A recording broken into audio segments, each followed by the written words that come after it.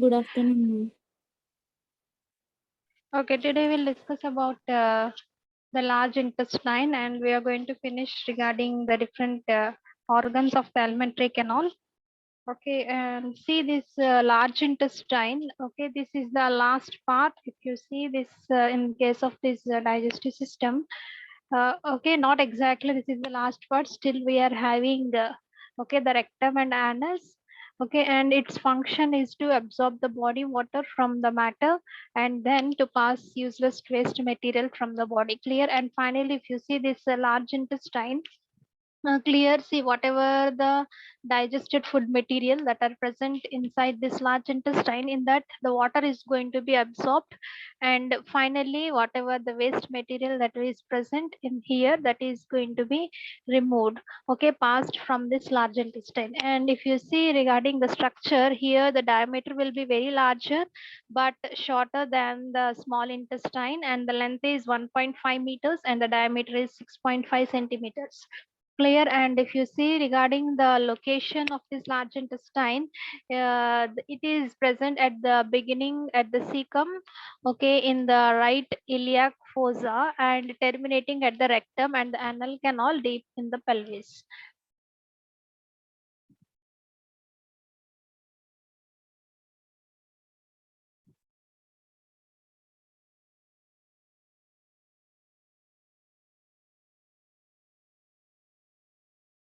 uh, see okay, and next one is and if you see the divisions of this large intestine, okay, again this largest intestine is divided into cecum, colon, rectum, and the anal canal. Okay, we'll see one by one about these different divisions of this large intestine. First, we'll see about the cecum. Okay, this is the first part of this large intestine, and it is dilated region, okay, which has a blind end inferiorly, and it is continuous with the ascending colon superiorly. Clear? See at the back part, if you see, which is continuous with the ascending colon, and it is located exactly at the right iliac fossa, and which is just below the junction of ileocecal valve that is opening from the ileum. Clear? See, that means from the ileum, once it is enters into the colon part, okay, see just here you are having one valve, that is ileocecal valve, okay, that is opens from the ileum. See just here next to the ileum you are having this cecum. And next, coming to this appendix, okay, the vermiform appendix. Okay, if you see the another name for this, which is a vermiform appendix, it is a fine tube, okay, closed at one end. Okay, one end it is completely closed and which will be attached to the cecum. Okay, which, and it is usually 8 to 9 centimeters long. Okay, it is a same structure as a wall of large intestine, but contains more lymphoid tissues. Clear? See, whatever the walls or the layers that will be present in case of the large intestine, the same which will be present in case of appendix also. But one thing is it contains more amount of the lymphoid tissue. And this appendix, if you see, even though it has been included under the digestive system, which doesn't have any digestive functions, see, but which causes significant problems when it becomes inflamed. Clear? See, that means if there is any inflammation to this appendix, okay, which will be creating the problem to the individuals, even though which doesn't have any digestive functions. Okay, and next one is colon, and this colon, if you see, it's again divided into four parts, that is ascending colon, the transverse colon, the descending colon, and the sigmoid colon.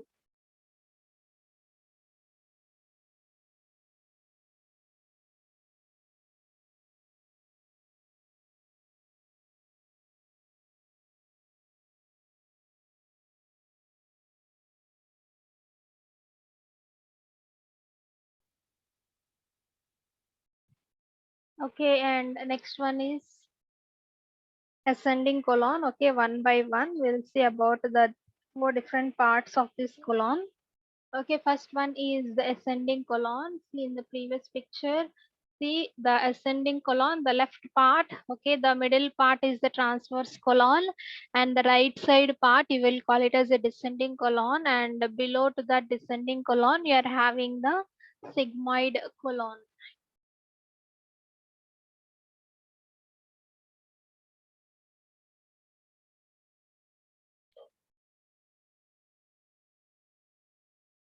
Okay, see this ascending colon is a one part of four sections of the large intestine, and this first section of this large intestine is connected to the small intestine by a section of bowel, call it as a cecum, right?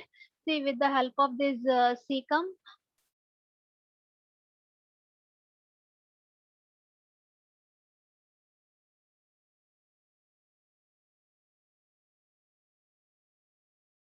right, and the ascending colon runs through the abdominal cavity and upwards, okay, towards the transverse colon for approximately 8 inches. See, that means if you see the size of this ascending colon, see that's around 20 centimeters.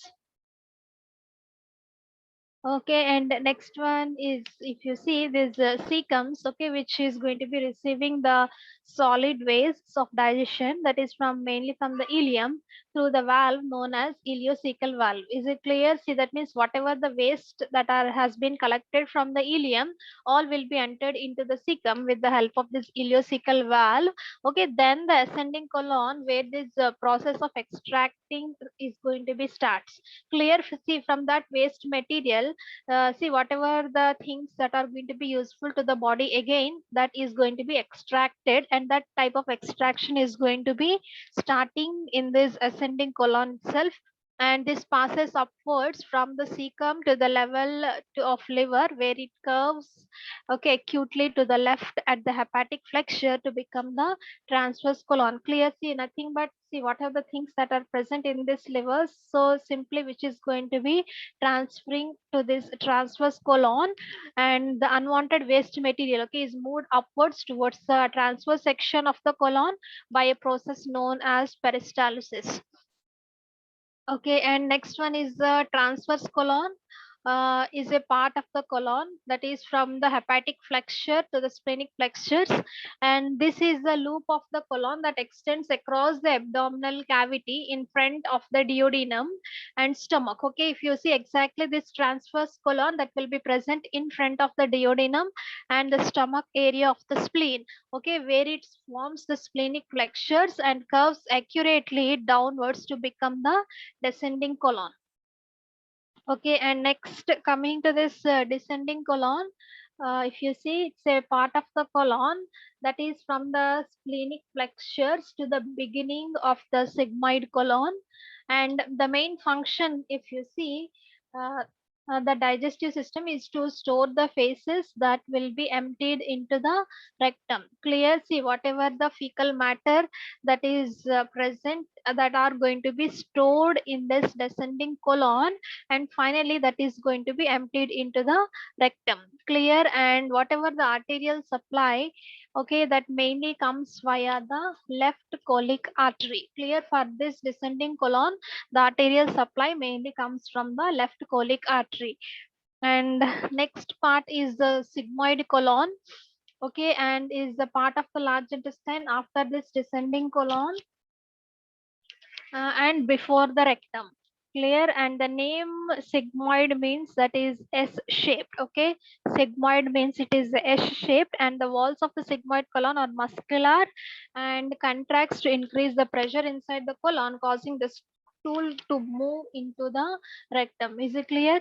See, that means whatever the stools that are present, for that it has to move into the rectum from the sigmoid colon, means it should be a muscular part. Clear? See, whenever it is going to be undergoing the contractions, see what then whatever the fecal matter that are going to be present in this sigmoid colon, immediately that is going to be emptied into the rectum. Okay, and next part, if you see, that's the rectum. Okay, and this rectum that comes from the Latin word that is rectum intestinum, meaning the straight intestine. Okay, See this brown color part. Okay, this you will call it as a rectum, and this another name for this rectum is the straight intestine. Clear? See, it's a final straight portion of the large intestine. You will call it as a rectum. And coming to the structure, and the rectum is a component of the lower gastrointestinal tract, and it is slightly dilated section of the large intestine that's around 13 centimeters long. Clear? And the rectum is a continuation of the sigmoid colon, and which is going to be connects to the anus. Clear? See, that means if you see this rectum, that will be present in between the sigmoid colon and to the anus. And the final part is known as the anus, is an external opening to the rectum,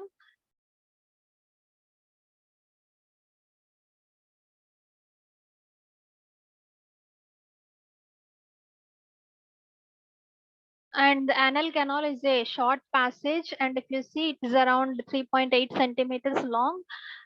Okay, that is mainly from the rectum to the exterior part, and two sphincters that will be present in case of this anus. See, that is internal sphincter, and next one is you're also having the external sphincters. Okay, the internal sphincters consisting of the smooth muscles under the control of autonomic nervous system, and the external sphincters, if you see, that's formed by the skeletal muscles under the voluntary control. See, voluntary control and what is meant by the involuntary control here. See, with the help of these external sphincters, I told you, which is under a voluntary control. See, that means if you want to defecate the stools, you can. See, that means which is under totally under our control, which is made up of a skeletal muscles. Clear? And the inner sphincters, and if you see, which is involuntary, and the outer sphincter is voluntary in nature. Okay, this is very important here. See, the inner sphincters, which is involuntary in nature, that means which is not under our control, is internal sphincters, and the outer sphincter, which is voluntary in nature. Clear? See, and this anus, if it's located just behind the perineum, which is located behind the vagina in case of females, and behind the scrotum in case of the females. Okay, and finally we'll see what are the different functions of this large intestine. Okay, it's performing different functions like the absorption of water, okay, microbial activity, mass movement, defecation, constitution of phases, and finally with the help of these goblet cells. Okay, we'll learn in detail about one by one about these different functions of this large intestine. First, we'll see about the absorption of water. Clear? See, whatever the contents of the ileum, okay, which passes through this ileocecal valve into the cecum, are the fluid materials. Clear? See, that means even though a large amount of water has been absorbed in the small intestine. Clear? See, if you see in case of small intestine, see whatever the digested food materials that will be present. See, that means consisting of the waste also, in that the water is going to be mostly that is going to be absorbed in the small intestine. But still, if there is any, okay, amount of water that are present in this, okay, whatever this left out material, okay, in that also the water still that is present, that is going to be absorbed from this cecum. Clear? See, in the large intestine, mainly if you see the absorption of water by the osmosis, okay, that is going to be continuous until the familiar semi-solid consistency of the fake faces is going to be achieved. Clear? See, that means whatever it may be, the fecal matter that will be in liquid form. See, that means whatever the water that is present in that fecal matter, all is going to be finally absorbed in this large intestine, mainly by the process of osmosis, until that fecal matter will become semi-solid. Clear? See, until then the water is going to be continuously undergoing the absorption, mainly in case of this large intestine. The next one is whatever the mineral salts, vitamins, and some drugs, okay, that are present, that can also be absorbed into the blood capillaries from the large intestine itself. Clear? See, that means some of the mineral salts and some of the vitamins and some of the drugs which will be useful to our body, that also can be absorbed into the blood capillaries, that is mainly from this large intestine. Okay, and next one is the microbial activity. If you see what kind of activity is going to be taking place here in large intestine, okay, it is heavily colonized by certain types of bacteria, okay, which synthesizes the vitamin K and the folic acid. Okay, and if you see here, you all, I think, aware of that colonic bacteria. See, that is intestinal bacteria that will be present mainly in the large intestine itself. Okay, consisting of the different types of bacteria. See, that bacteria which can also synthesizes some vitamins, like mainly the vitamin K and the folic acid will be synthesized by those bacteria. Clear? See, they include, okay, what kind of bacteria that will be present in this large intestine includes Escherichia coli, okay, Enterobacter, aerogenes, and Streptococcus faecalis and Clostridium perfringens. Okay, these are the different types of bacteria that will be present in case of this large intestine, and these microbes we will call it as a commensals bacteria. See, what is meant by this commensals bacteria? That means normally these are harmless bacteria in case of the humans. See, that means these are the harmless and these are the useful bacteria that will be present inside our body, mainly in case of the large intestine. See, that's why what happens if okay, if there is a much loss of water from the body, see, that is mainly through the fecal matter. See, that is mainly through the diarrhea. See, through that diarrhea, see, most of the bacteria which also be lost from our body. See, that's why, okay, they usually tell to take more amount of this okay, curd, okay, whenever there is a loss of these fluids through the fecal matter. Clear? So that means most of the people, they can take this buttermilk so that the condition can be reversed. Clear? See, however, they may become pathogenic if transformed to another part of the body. See, that means, example, if you take, that is E. coli may cause cystitis if it gains access to the urinary bladder. Clear? See, that means if it is present in the large intestine, then only it will be a commensals. Clear? See, suppose if it is transformed to the urinary bladder, okay, then which will be creating some problems. Clear? See, that means the gases in the bowel, okay, that consisting of some of the constituents of the air, mainly the nitrogen, okay, that is going to be swallowed with food and drink and as a feature of some anxiety states. Clear? See, not only as we are discussing this microbial activity, okay, you remember one thing here, this microorganisms that are present in the large intestine, okay, which will be acting like a commensals, but once if it is transferred to another part of the body, that is, suppose if you if God gain access to the urinary bladder, which will be causing inflammation to the urinary bladders. Clear? That means only which will be safe if it is present only in the large intestine. And not only that, whatever the gases, okay, that are present in the bowels, okay, mainly consisting of air, mainly the nitrogen, okay, from where we are getting that nitrogen. Say, that means whenever if you are swallowing food and drink, as a feature of some anxiety states also, this kind of air, or okay, that is the nitrogen that is going to be deposited in these bubbles.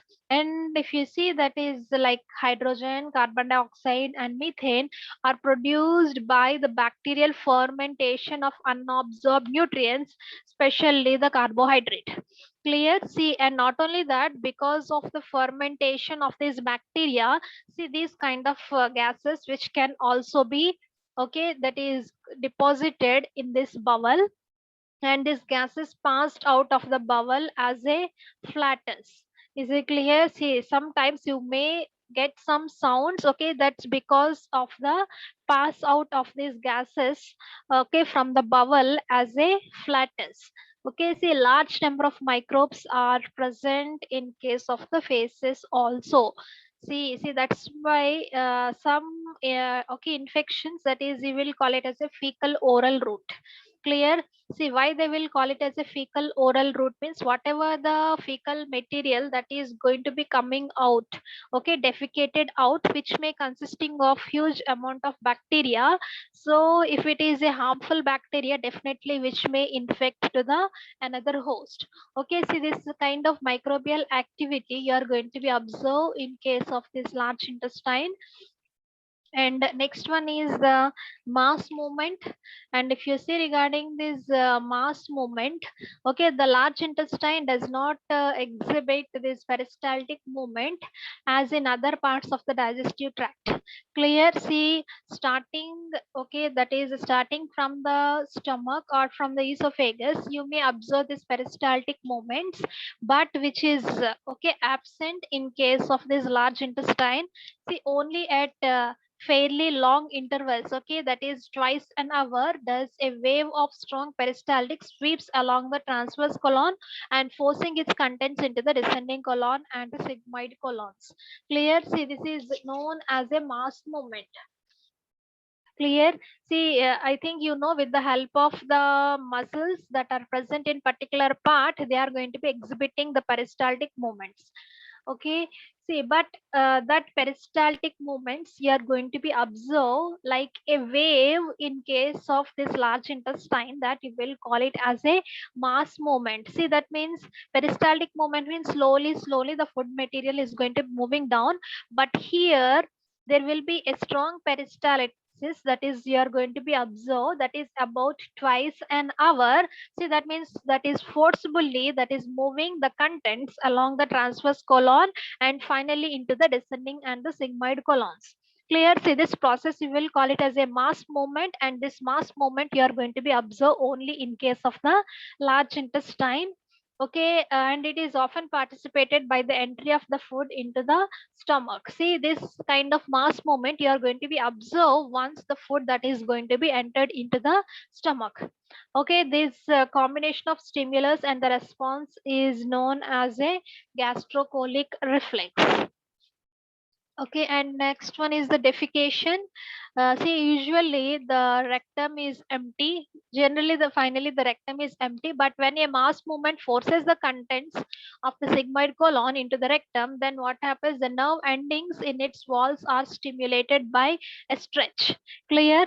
See, in the infants, the defecation occurs by the reflex actions. See, in case of the children's, mainly in case of infants, see the defecation will be that is involuntary action. See, that means they are under not in their control. Clear? See, but in case of adults, which is voluntary, but in case of infants, the defecation will be involuntary actions. Clear? However, during the second or third year of life of ability to override the defecation reflex is learned. Clear? See, that means once if the child is going and reaching to the second or third year, definitely that will become a voluntary action. Clear? But in case of the infants, definitely which will be involuntary in control. Okay, and finally the constituents of phases, if you see, okay, the phase is consisting of a semi-solid brown mass, right? And the brown color is due to the presence of one compound known as stercobilin. Okay, the brown color of the phases is because of the presence of this stercobilin. See, even though the absorption of water takes place both in case of small and large intestine, water still makes up about 60 to 70% of the weight of the phases. Clear? See, you have learned that most of amount of water that is going to be absorbed in the small and large intestine, but still that fecal matter which consisting of about 60 to 70% of the water itself. Okay, and the remainder, okay, if it is consisting of 60 to 70% of the water, and the remaining, okay, 30 to 40%, which will be consisting of like the fibers, okay, that is indigestible cellular plants and the animal materials, and the dead and live microbes will be present, and the epithelial cells that is shed from the walls of the gastrointestinal tract, and some of the fatty acids, and also the mucus secreted by the epithelial lining of the large intestine. Clear? If you see, this is the composition of the fecal matter. clear, consisting of that is 30 to 40% of water, and also consisting of the fiber, that means indigestible cellular plant and animal materials and dead and live microbes, and consisting of the epithelial cells that is shed from the walls of the tract, consisting of the fatty acids, and consisting of the mucus secreted by the epithelial lining of the large intestine. Okay, and finally if you see the mucus, that helps to lubricate the faces.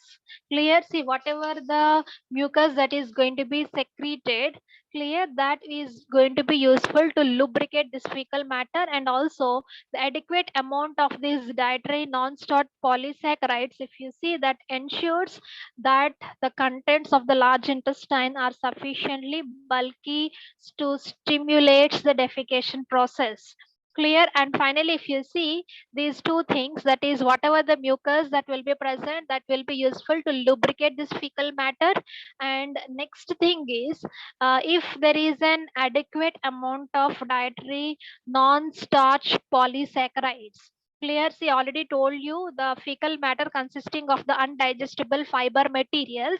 See that undigestible fiber materials that are present in this large intestine, see that is going to be stimulates the defecation process. Clear, see that's all students about